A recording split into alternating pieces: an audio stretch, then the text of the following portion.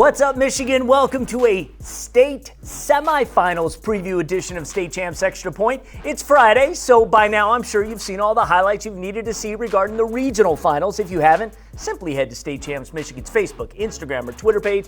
Check it all out. Congratulations to all the regional champs. We want to focus this week on the teams who have all advanced to their respective divisions' Final Four. Before we do that, we need to let you know that Extra Point is presented by Lawrence Technological University. There is a reason why this next incoming freshman class is the biggest one in the university's history. People are discovering all of the incredible degree programs Lawrence Tech has to offer, some of the highest graduate salaries in the Midwest, and LTU has over 24 varsity NAIA athletic programs, including football, a program building into a strong contender in the Mid-States Conference. Congratulations on the Blue Devils' 7-4 season. Scott Burnstein is here. What a time of year. Final Four fire. Yes. Now, we got a 5-alarm fire going on in the MHSAA, fight to the finish, clash of the Titans. We got some great teams, some great playmakers. I couldn't be more excited. I'm chomping at the bit for these next couple weeks. We got a lot to talk about. Here's how the show is going to play out. We are going to take a dive into the state semifinals matchups for Division I through Division V.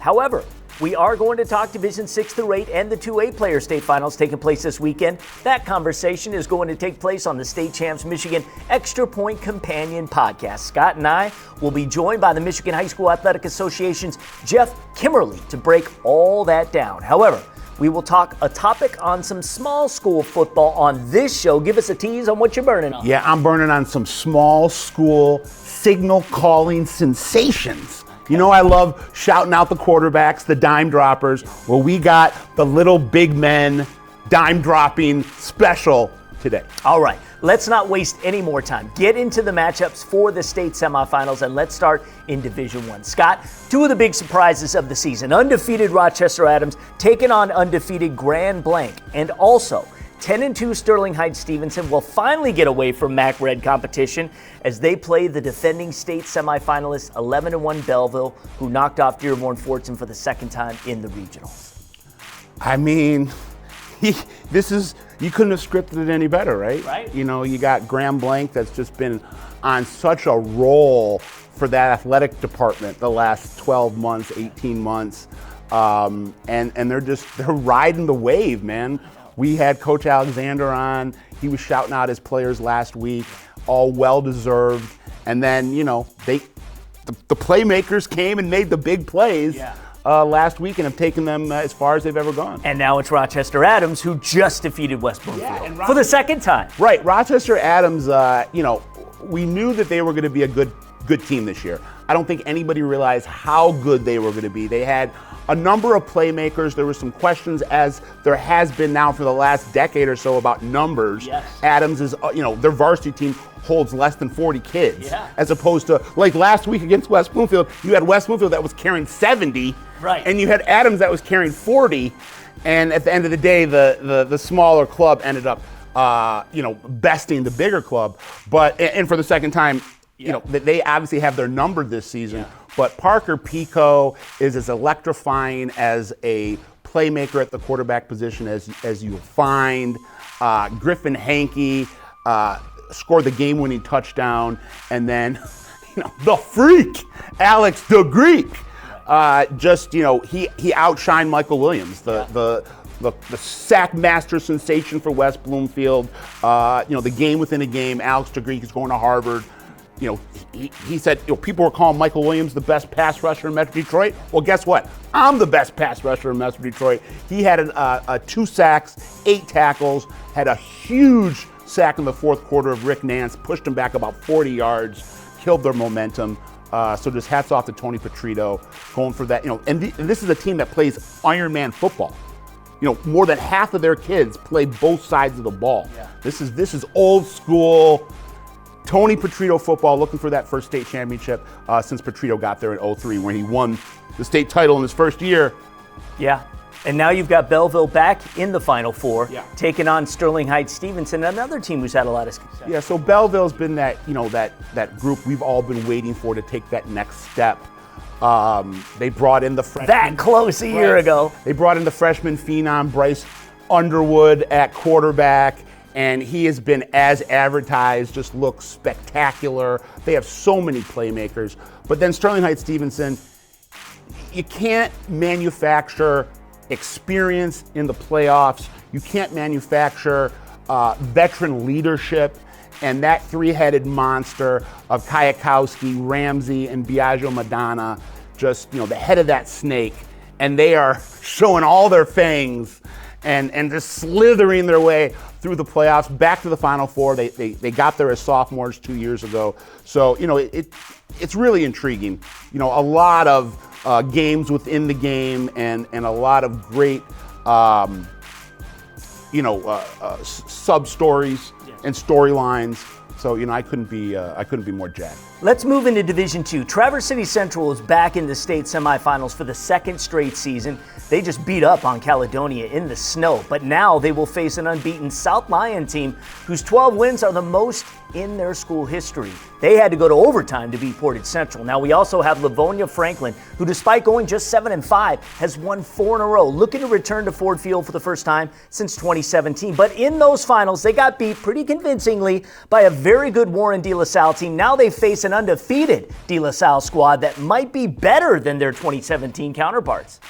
Yeah, when we're talking, beginning of that little rundown, talking about Traverse City Central, the Burnham Express, Josh Burnham, and he does everything and does it so well. And then, you get, if you were going to go into a laboratory and try to manufacture the type of football player that you want, on the field, pushing everything towards pay dirt, you would come up with Josh Burnham. I mean, he is all heart and soul, grit, so much intelligence, so much leadership, and this Traverse City Central team just plays in the mold of Burnham. And then as we go, get more into Division II, Warren De La Salle, they're clearly the favorites, looking really good right now. I wouldn't bet against them. But there are some really great semifinal games to look forward to in Division II this week. Real quick about South Lyon, just so much resilience. They lost their starting quarterback, Dawson Scoopin, back in week 6. Braden Fracassi, the baby baller Fracassi, comes in, hasn't missed a beat. He looked great in the regional finals. You got the question, Quinn Fracassi, and then you got the answer, Braden Fracassi. Big brother Connor is beaming with pride wherever he is in college right now. And just hats off to Coach Henson, those guys. Tommy Donovan with the game-winning touchdown. He runs as hard as any running back playing right now. And then Livonia Franklin, Zach Olisic, just etching his name in the history of Livonia great athletes. You got to talk about the Zio, the Zach attack. Love what I see from him. Lightning in a bottle. We'll see more of it this weekend. Absolutely. In Division III, at 8-4, St. Joseph is in the Final Four for the first time in 14 years. The Bears put up 49 points on Jackson County Western last week. Now they get the defending D3 state champs, 11-1 DeWitt, and Mr. Football candidate Ty Holtz. Now on the other side, Mason is 10-2, fresh off beating Brother Rice on the road. This is their first trip to the modern state semifinals, but be careful what you wish for. Here comes 11-1 Detroit King, Mr. Football candidate Dante Moore. Over the past decade, King 7 Final Four appearances. Yeah, so let's kind of go back to the quarterback matchup again. I love breaking down the quarterbacks. Dante Moore, 5-star quarterback, one of the best the state of Michigan's probably ever seen. And then you got to talk about the Mason Fab Frosh gunslinger, Kaysen Carswell. Looked great last week. He shares snaps with a couple guys that are older than him, but this is a kid that you need to know about in the Lansing area for the next couple years, and he's cutting his teeth and getting all this great playoff experience. He's been a big reason that Mason's been able to make this miraculous run. So hats off to him. It's been an outstanding season for St. Joseph so far, but I think the season comes to an end this weekend, and I think it's just fated in the stars. The gridiron gods want to give us that DeWitt and Ty Holtz, Tommy McIntosh dynamic duo against Detroit King Crusaders, Dante Moore, Lynn Weichel, and all those great playmakers from the PSL. I couldn't be more excited for that quarterback matchup. Ty Holtz versus Dante Moore, probably the two best quarterbacks in the state going head to head. But first, they have to play the game. So on paper, it sounds great. We'll see what happens. How about Division 4? The first matchup is a battle of the unbeatens. Edwardsburg is in their third Final Four in 4 years. Hudsonville Unity Christian also in their third semis in 4 years. Also in D4, we have 11-1 Freeland facing unbeaten Chelsea. The Freeland Falcons in their second straight semis. Chelsea, their fourth straight. Yeah, so with Chelsea, I love those Bulldogs. Trent Hill, Nick Hill's brother, one of the best running backs you'll find in the MHSAA. Griffin Murphy, one of the more underrated field generals, just does a great job managing the game, but can make all the throws when it's crunch time. When you're talking about Freeland, another diamond in the rough quarterback, Bryson Huckabee, is a guy that I've really liked for the last couple of years, and he's showing why, taking his team on a long run. When you're talking about Edwardsburg, Jacob Pagura has been leading that team the last couple of years. They're just a machine. They're one of those teams that you kind of know what they're going to do, and they're not afraid to tell you what they're going to do, but then you got to go stop them. So just, and then Hudson Unity Christian, another situation where they've had some success and now they're trying to build on that success. They're a program that is really good in basketball as well as football. So I'm excited to see what this Final Four has in store for the Unity Christian squad. Let's finish up with Division 5, another matchup of two teams who have not lost this season. And this is a rematch of last year's state finals as Frankenmuth takes on the team that beat them in the championship, Grand Rapids Catholic Central. We also have 10-2 Portland, a team that handed Division III's DeWitt its only loss of the year. They will take on 12-0 Marine City back in the semis for the first time in 3 years. When we're talking about Portland, Hayden Getchell, the quarterback, is really finding his stride in the playoffs, leading a really strong offense. They got a good running game. Marine City, Jeff Heaslip, the quarterback, he's now a junior, took the job as a sophomore. Another quarterback that's really starting to flourish in the playoffs, and that Marine City team, is just the picture of consistency. A team that you kind of always know is going to be there when the going gets tough. They get going. And then Grand Rapids Catholic Central, another a story of just the definition of resiliency. They lost Joey Football. John Passanal has come in there and is just really filling the void and making sure that championship train doesn't get derailed. Frankenmuth is a team you can't look past. It's a team that knows how to make a run. They made a big run last year.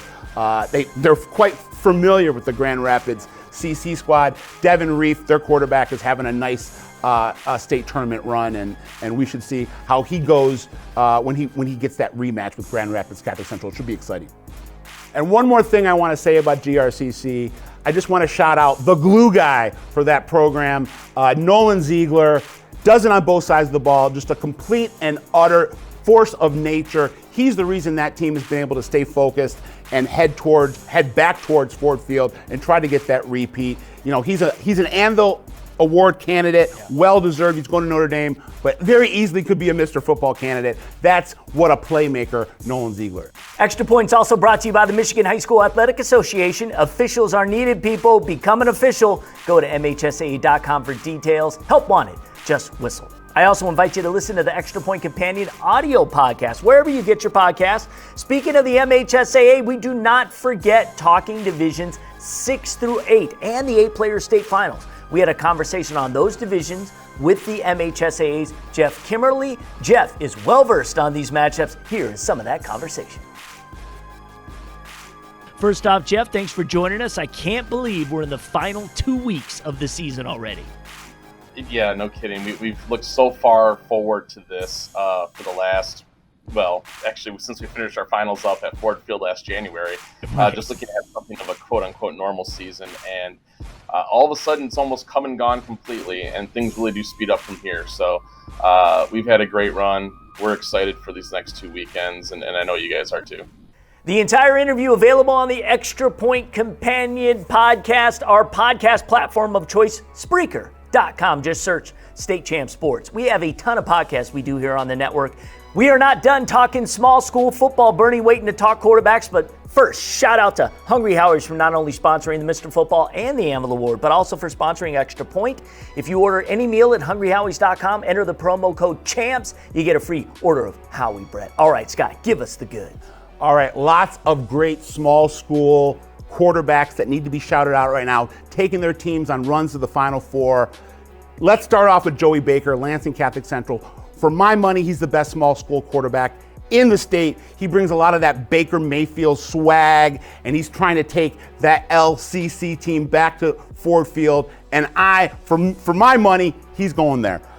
Then we're staying in D6. Deion Black, probably the best upside for any quarterback in the small school ranks at Michigan Collegiate. He made a run into the regionals last year. This year he's taken up the ante with that squad, going one round further. Standish Sterling, Brett Bartlett.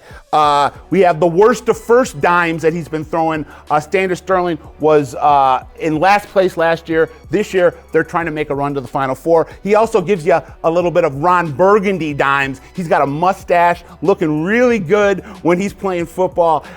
Channeling that Ron Burgundy anchorman swag, looking really good. Michigan center, Caden Highland, he's dropping primetime dimes all over the field. Let's move over to D7. Jackson Lumen Christie, Teddy Allers, he's dropping Tony Dungy dimes, looking really good in the Jackson area. Going over to Pewamo, Westphalia, Troy Wortman, he's throwing those Johnny Moxon dimes, those West Canaan, Texas dimes. If you haven't seen the movie Varsity Blues, go check it out. Troy Wortman's come in middle of the season. He was the backup to start the year. He's the starter right now, came in for Cam Cook, who got hurt, and he's surging in the playoffs right now, going up to Traverse City St. Francis, dropping those cherry pie dimes. Charlie Peterson, another kid with some great upside at the next level. I really like what I saw from him last year, and then this year he's just looked even better. Over at Lawton, Landon Motter has looked really good. Finishing off at D8, Evan Peruski with Ubley, one of the most underrated small school gunslingers that you'll find. Hunter Miles at Beale City looks really nice, making all the throws at the most opportune times. And then Shea Ruddy at Ottawa Lake Whiteford, just a gritty, tough as nails signal caller that's getting the job done when the job needs to get done in the playoffs. Lots of great dime droppers in the small school ranks in MHSAA. Thank you, Scott. All right, voting ends this Monday, November 22nd at noon, so I encourage you to vote in the Mr. Football and Anvil races at statechampsnetwork.com. Good luck to all the teams competing this weekend. Thanks for joining us. For Scott, I'm Lorne, and we'll see you for a state finals preview next week. State Champs Extra Point, presented by Lawrence Technological University and Lawrence Tech Athletics. For everything LTU, visit ltu.edu. You can recruit yourself to any of Lawrence Tech's collegiate athletic teams by visiting ltuathletics.com. Also brought to you by the Michigan High School Athletic Association, promoting the value and values of educational athletics. Detroit Medical Center Physical Therapy and Sports Medicine. Do you have a sports injury, or are you just looking to take your game to the next level? Go where the pros go. Visit dmc.org/gamechangers. And Hungry Howie's, famous for flavor.